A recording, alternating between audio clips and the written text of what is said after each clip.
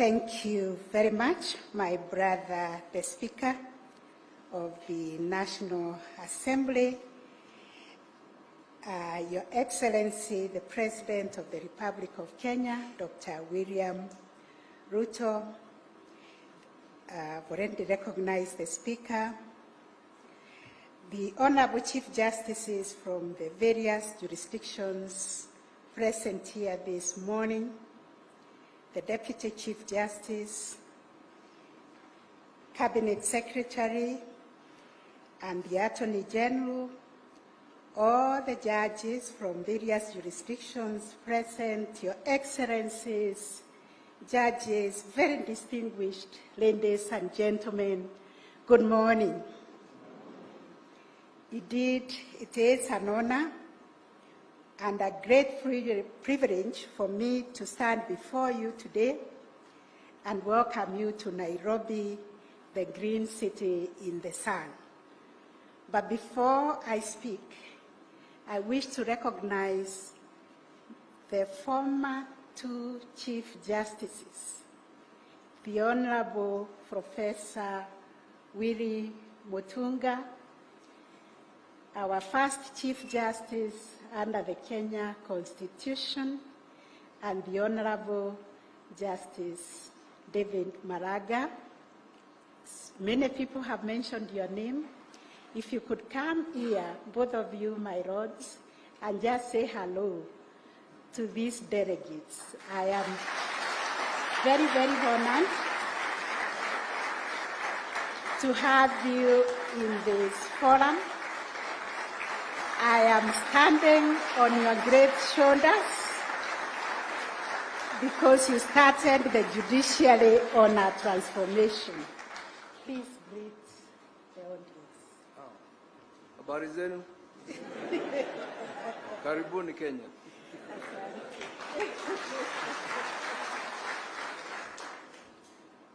Your Excellency, the President of the Republic of Kenya, the Chief Justices here present, and all the dignitaries, ladies and gentlemen, good morning. It's a great pleasure to be with you here. When I was in Zimbabwe in 2019 and I requested that this meeting be held here, we thought we were going to hold it in 2020, but we all know what happened and it was not possible. I'm happy, Chief Justice, that at last it is come and you've been able to host this meeting here. We are delighted to have all of you here. May God bless you. Thank you. Thank you, my brothers. I stand on their broad shoulders because they set up the judiciary transformation framework that set us on the path of ensuring that we create a very strong, independent judiciaries. When I became the Chief Justice, we agreed we continue on that trajectory, and the only diversion I took is that I am a woman, I wear shoe number 5, and they are high heels. I warned myself not to walk in their shoes, but to stand on their shoulders, which is the framework that they established. Thank you very much, my brothers. As we gather here, we are not lamenting. We as Africa, we are solidifying our voices to say that we will firmly protect our environment because it affects us, and we have the responsibility to own it and care for it for the future generations. Thank you, Honorable Speaker, for speaking from your heart, because I think we need to simplify this message of environmental protection. And I, being a child rights defender, what I'm telling people now is that we need to nurture our environment the same way we nurture our children. I would like to take this opportunity to express my sincere gratitude to each one of you for making time to come to Nairobi to attend this symposium. Your Excellency, this is indeed a sign of all our unwavering commitment and dedication to the cause of environmental justice. And your esteemed presence today is a testament to the importance and urgency of the issues we are here to discuss and also to resolve. We as African judiciaries, we have already agreed on a pathway to forge a corrective front in the fight against climate change. As we gather here in Nairobi, I am happy to share with you that the Kenyan judiciary is committed to serving as the hub for African judiciaries dialogue. We need to talk to each other as Africans. You have heard that we are bearing a bigger burden of the effect of the climate change. This is enough to bring us together. And for us, in the Kenyan judiciary, we view hosting regional judiciaries dialogues also as a means of fostering the development of African jurisprudence that is responsive to the unique concerns and aspirations of our continent. It is our vision to create a robust and dynamic platform for knowledge exchange, for our capacity building, and collaboration among African judiciaries, enabling us to better understand, interpret, and apply the law to promote the social development and transformation of our respective judiciaries.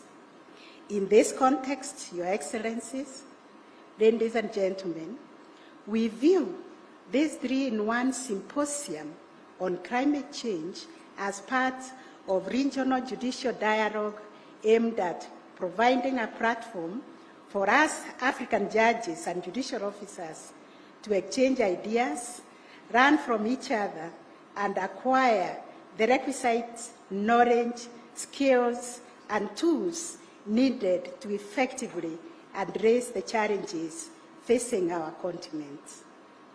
As we all know, our continent is particularly vulnerable to the impacts of climate change.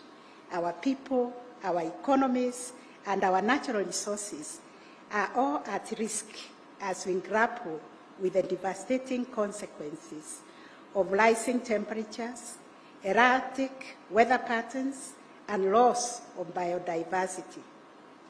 It is within this context that our courts must play a decisive role in driving the adaptation, mitigation, and resilience-building efforts required to combat climate change and to secure a sustainable future for our people.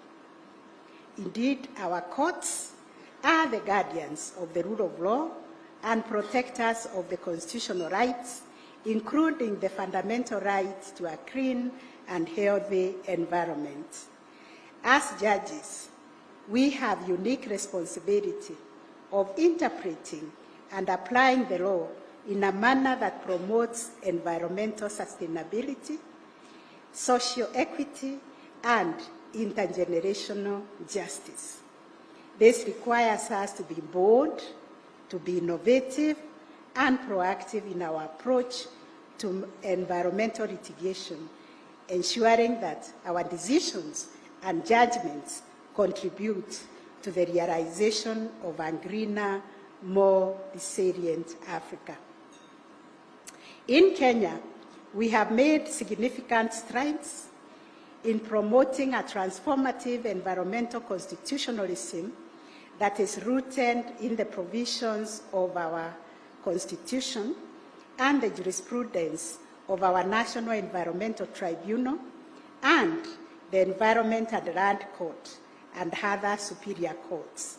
Our courts have played a critical role in advancing environmental justice in Kenya by interpreting and applying the Constitution and other laws in a manner that promotes sustainable use and management of our land and natural resources.